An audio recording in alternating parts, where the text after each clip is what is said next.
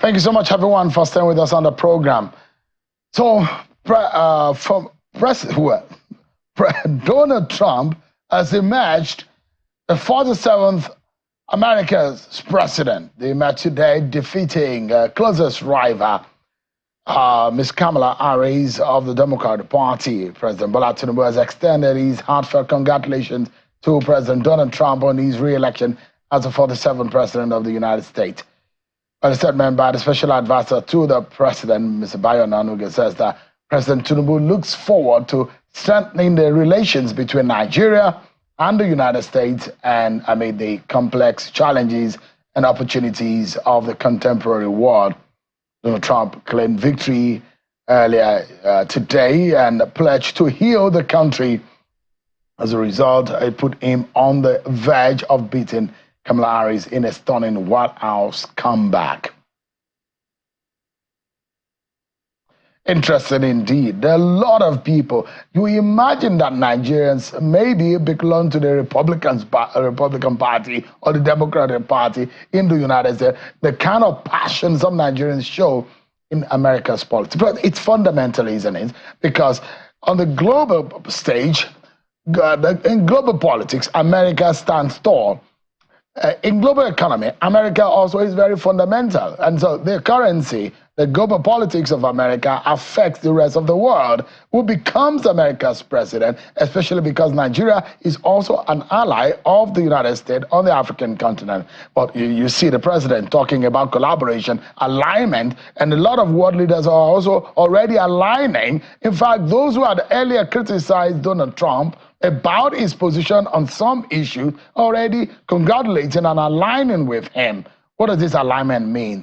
Let's talk to someone who is in the know, who's monitored and studied these over the years. A former External Affairs Minister, a professor of political science, Professor Bolaji Akinyemi, is live with us tonight on the program. Prof, it's good to see you, and thank you so much indeed for sparing time for us on the program. It's indeed good to see you. Let me begin. Did you see a Donald Trump victory? Did you see it coming? It has not been at all because of what that victory signifies. How do you describe the person of Donald Trump? Donald Trump is an open book. Everyone knows who he is. A convicted felon, convicted of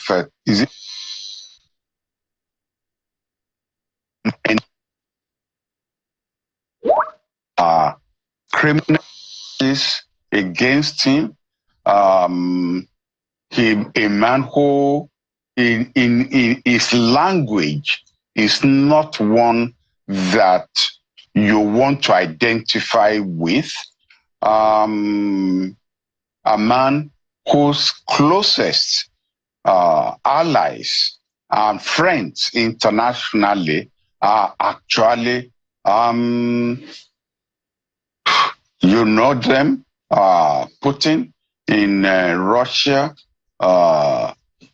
North Korea, Netanyahu, who has a warrant of arrest from the ICC leveled against him. A man who the World Court has, in a way, has some rather harsh things to say about him. A man who, I'm talking about Netanyahu, but still a man who the United Nations has had to pass several resolutions distancing the UN from Israel. These are the people who are the closest people on the world, on the global scene to President Trump. So, yeah, I mean, he is an open book.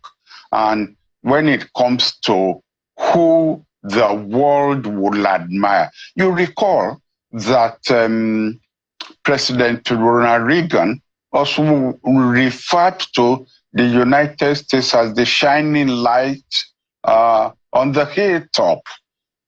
That is somebody who will guide the world, somebody the world can identify with.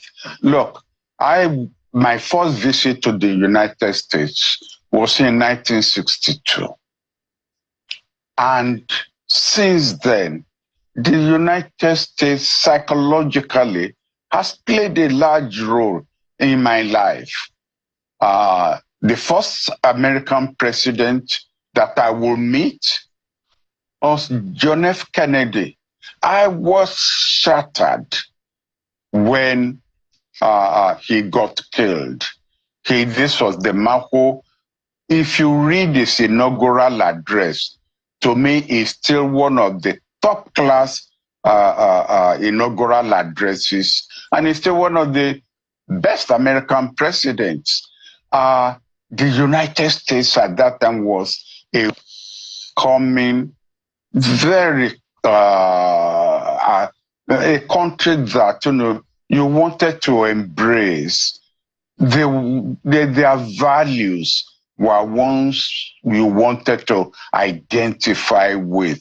See how far the United States has fallen. It has disgraced itself, and it has disgraced, I must say, it has disappointed the rest of the world in the decision, the electoral decision that the United States took last night. You can describe the win of Donald Trump this time around as very much unassailable. And you can see the distance, the disparity between the victory. In the camps of the Democrats, they are still in shock. It's still a surprise to them. Donald Trump has said they would win very well. And it does look like it's very correct. You look at all of the messaging, Prof, ahead of this election, coming from the Republicans and the ones coming from Democrats, you will see a stark difference in ideology and in perspective. Do you think that the kind of message that Donald Trump is bringing to office, how much of impact, what kind of America do you think Donald Trump will shape in the next 4 years, considering those rhetorics and those messaging that is brought into his campaign? Well, if he decides to actually actualize the rhetoric in his campaign, America is going to shock the rest of the world. You are going to send soldiers, American soldiers, onto the streets to discipline your he's called them enemies, rather than people you have political disagreements with. You are going to send American soldiers onto the street to get rid, to expel immigrants from the streets of the United States, and those who dare come back, you're going to lock them up. And for people who feel, oh no, this may just be rhetoric, please may I remind your listeners, our listeners, that there is the Guantanamo Bay military detention center in Cuba, something which America tries not to publicly admit that it has. Democratic presidents have tried to shut it down. Obama tried, Biden has tried. It's the Republicans who have blocked the attempts by the Democrats to humanize, the detention center. You talk about no, it's all the rhetoric that came from Trump's camp. I pray and hope that he does not implement them, or else even the United States may find itself before the World Court, being dragged before the World Court on charges of violation of human rights. I mean, he said that they are eating the cats, they are eating the dogs, and he's making reference to the wars in America of how, according to him, the illegal immigrants, migrants are coming into the United States. He's referred to some part of the world as shithole countries. He's made some commentaries about other nationalities, other people of color, and in some ways there are feels that are derogatory. He's spoken about women in ways that people have criticized that those in the manner in which he's spoken are extreme. Do you think this time around that the Donald Trump that has won these seats is a born-again Donald Trump, or is the same old Donald Trump, and should we be expected? Because he said he's going to unite. Do you see a possibility of a renewed Donald Trump? Well, do you know that Kamala Harris has been trying to get in touch with him, to congratulate him, and she hasn't succeeded in getting through to him? He hasn't picked her calls. Now, it's routine.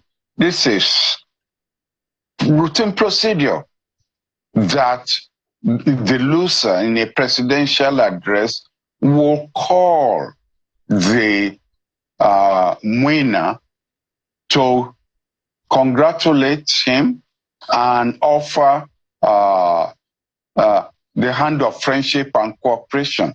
And Trump has refused to pick that call. She still has not been able to reach him. Does that sound like somebody who intends to unite America?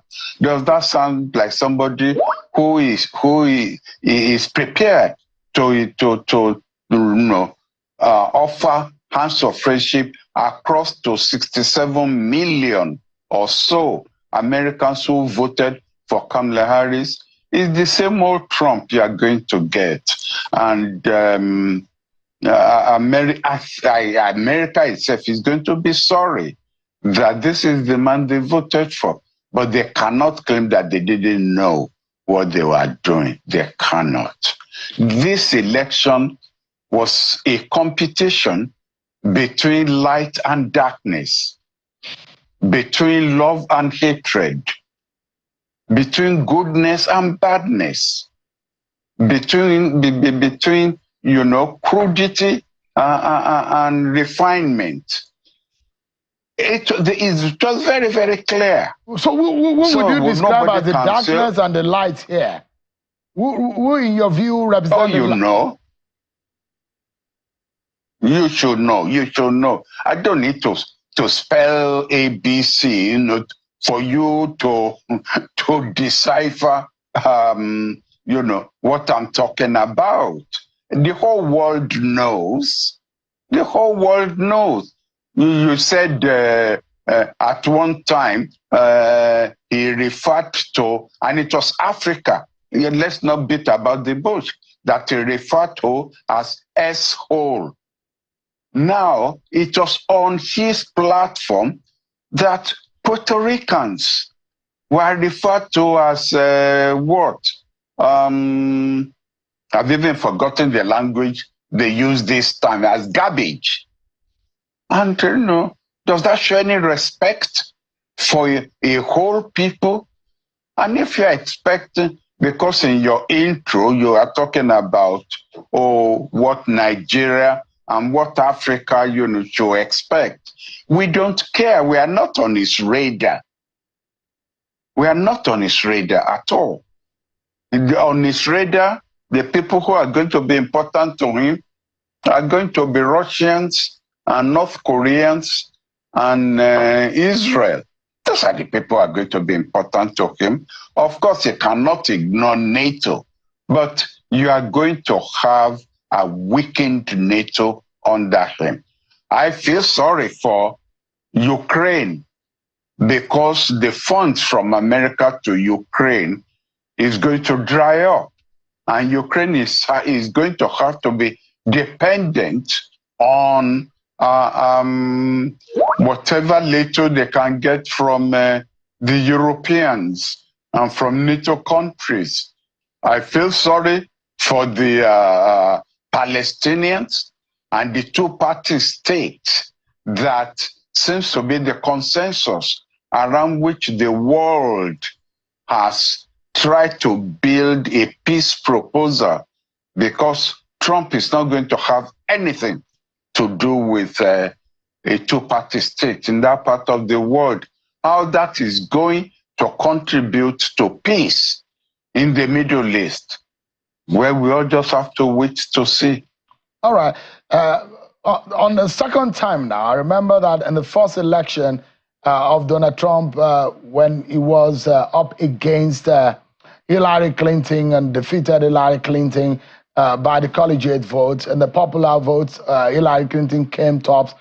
He emerged president. I remember that was the moment where I was doing my fellowship in the United States, and a lot of people, it came to some as a shocker.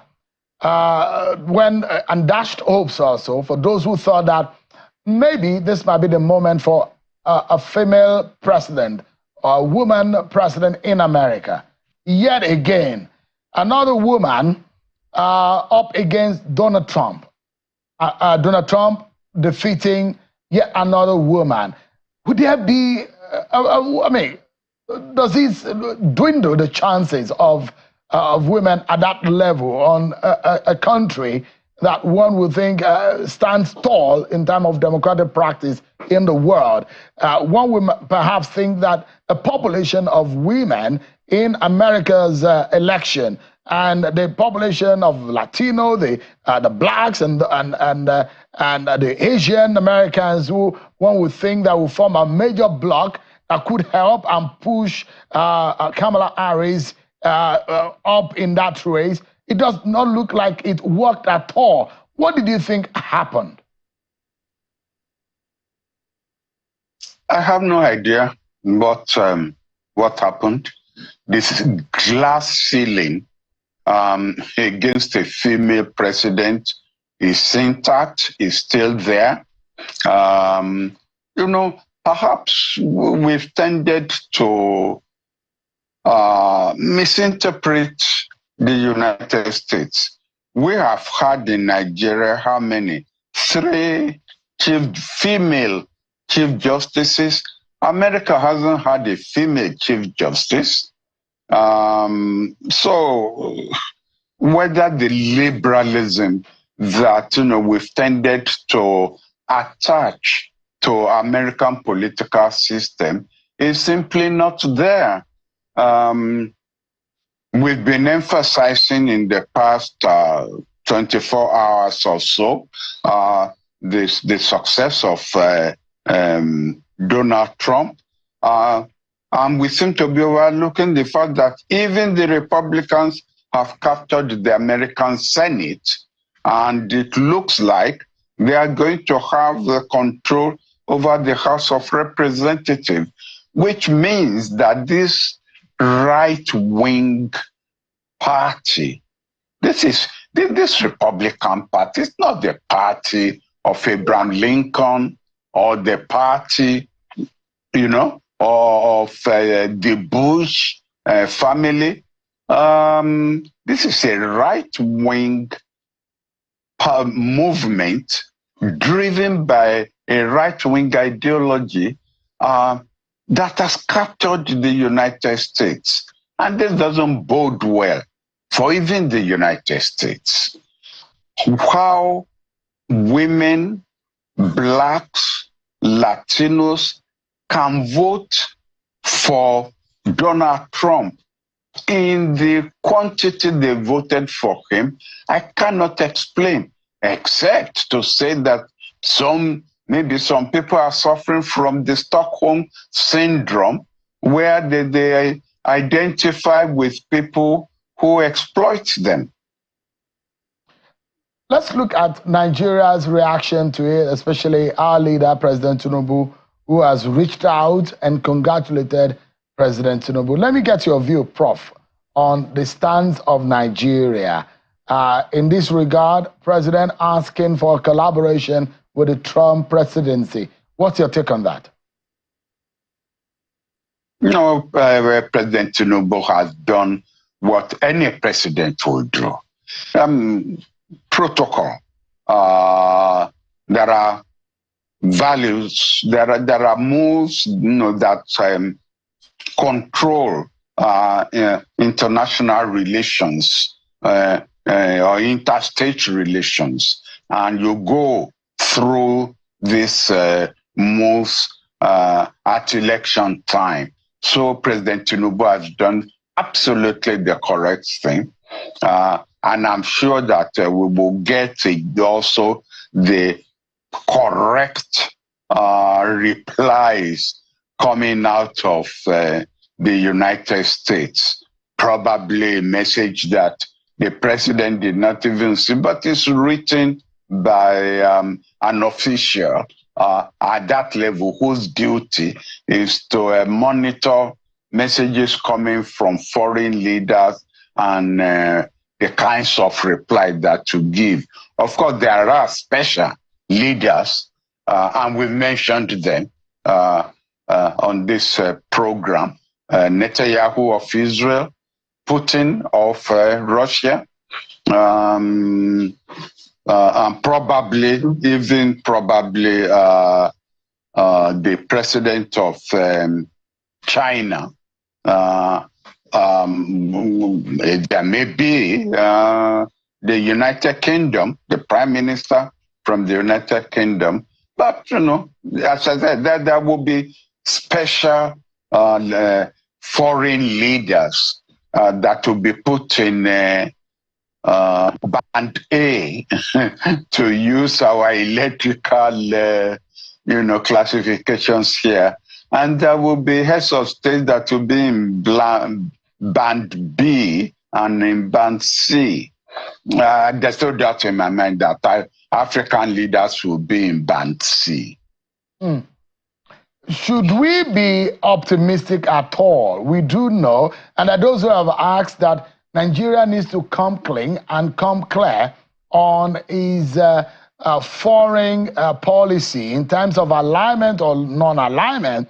I do know that our foreign policy do also state the non-alignment part of it. But we have also posed that every time we are with Russia, we are with China, we are with America, we are with the UK, and then those will say, look, align yourself with BRICS, a new generation of global bloc leadership or economic bloc that can help our economy. But you know what Donald Trump said about our former president? He said he loves to fly stuff, and when we were asking for the Super Tucano aircraft, should we, in your own experience, Prof, should we, the President Tinubu's administration, how optimistic should they be? In your own view, what should be our alignment? What should be our expectation of the Donald Trump presidency? Or do you think that we should just manage ourselves and look elsewhere for salvation? We shouldn't be looking elsewhere for salvation. We should be looking inward for salvation. I have said this so many times, and I have stressed it. Nigeria is not a banana republic. If we manage our oil resources, if we manage our gas resources, even if we manage our agricultural resources, we will pull ourselves out of the economic doldrums where we are. We don't need to turn outside for help. I mean, look at what India has done. The way India has pulled itself, we can now again use the Lee Kuan Yew language from the third world to the first world. Look at the way Turkey has pulled itself from the third world to, well, maybe the second, or on the way to being the first one. They did all that not by depending on aid or depending on assistance or depending on other countries pulling them up. They did all of this by pulling themselves with their own bootstraps. When Lee Kuan Yew was asked for the explanation for his success, for the success of Singapore, he said because he ensured that he and his ministers were reading from the same page, that he and his ministers went to either Cambridge or Oxford, that they made sure they rejected every recommendation that they got from the World Bank and the IMF. But instead, they thought through what they thought will be solutions to the problems, because they understood the problems of their country more than anybody else. Frankly, I think that President Tinubu should buy Lee Kuan Yew's book From the Third World to the First World and make it compulsory reading for every member of his government. We have enough resources to actually pull us up, to help pull the millions of poverty-stricken people that we have up from poverty to richness. The concept of alignment or non-alignment, with all due respect, is dead. It served its purpose when really there was the world was divided into two blocks that were at each other's throats. The division in the rest of the world now is more nuanced than that. The BRICS that people refer to has among its members China, Russia, and it's not ideologically bifurcated. It's not. South Africa is there now, Brazil is there. So we should stop talking in terms of those ideological terms. But Prof, do you think that we are focused in our international relations policy and ideology? Do you think that we are focused under this government? If not, what should we be doing? We haven't been focused since the time of Obasanjo's second coming. So I wouldn't want to, isolate the Tinubu administration. If one is going to be clear and not confuse Nigerians, we have not been focused in our foreign policy since Yar'Adua's time. But let's look at, Prof, global politics and economy and how it affects us in Nigeria. And now when Trump gets sworn in, how that will also affect the global economy and in turn, how it affects or impacts on Nigerian economy. We use the currency of the United States dollars to gauge as a standard for our own currency here. So I'd like to ask, for those who have criticized the Bretton Woods policy and how Nigeria aligns its economic ideology or economic focus to some of those institutions, global institutions, the question I'd like you to help deal with, Prof, is what do you think we should do economically and quickly too in terms of catching up with global economy in the advent of the Trump assumption of office? What do you think that the Nigerian government under the Tinubu administration should do quickly?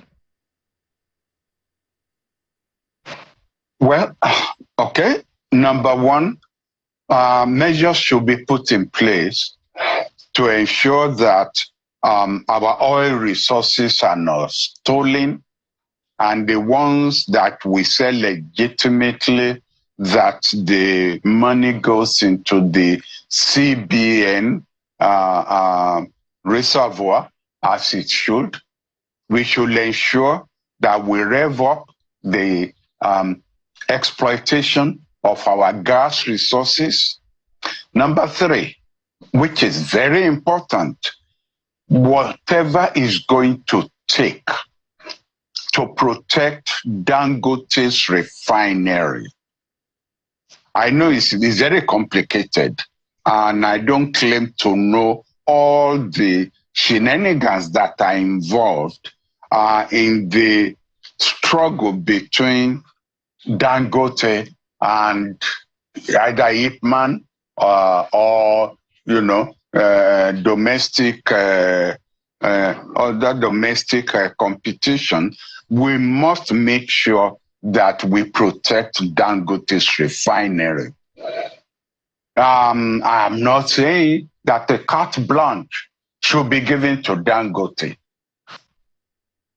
The more important yardstick is our our national interest. And I must say that the success of Dangote's refinery is in our national interest. We don't have enough time on this program for me to give a lecture on what Dangote's refinery can contribute to our economic resources. Number 4, we should stop listening to the World Bank and the IMF. This Bretton Woods institution was set up to protect Western economic interests. They don't claim to do anything else. Therefore, for us to be embracing their suggestions as a solution to our economic problems is a wrong approach. We have enough economic experts who are Nigerians. Professor Orama of Afri-Exim Bank, Dr. Akinyemi of African Export Bank, Dr. Okonjo-Iweala at WTO, and many, many others. These are the think tanks. These are members that we should assemble to constitute economic advisors to the president as regards homegrown economic solutions. So, in short, that's what I will propose. Prof, it's always a pleasure having you on the program, and thank you so much indeed for this insight. Thank you so much indeed for your thoughts. I appreciate it. Professor Akinyemi is a professor of political science and a former Minister of External Affairs. Thank you so much. It's good to see you, Prof. Thank you so much indeed. Thank you. Thank you. We're going to break, everyone, but when we return, there is a plan to institute a national guard. Well, what does that mean? Agencies upon agencies. Yet another one is in the works. It's past second reading. It's going to be a national public hearing for that agency tomorrow at the Senate. But the question is, are we duplicating effort? What about the Nigerian Navy? These are some of the questions we'll be answering after this break, everyone. Join us again.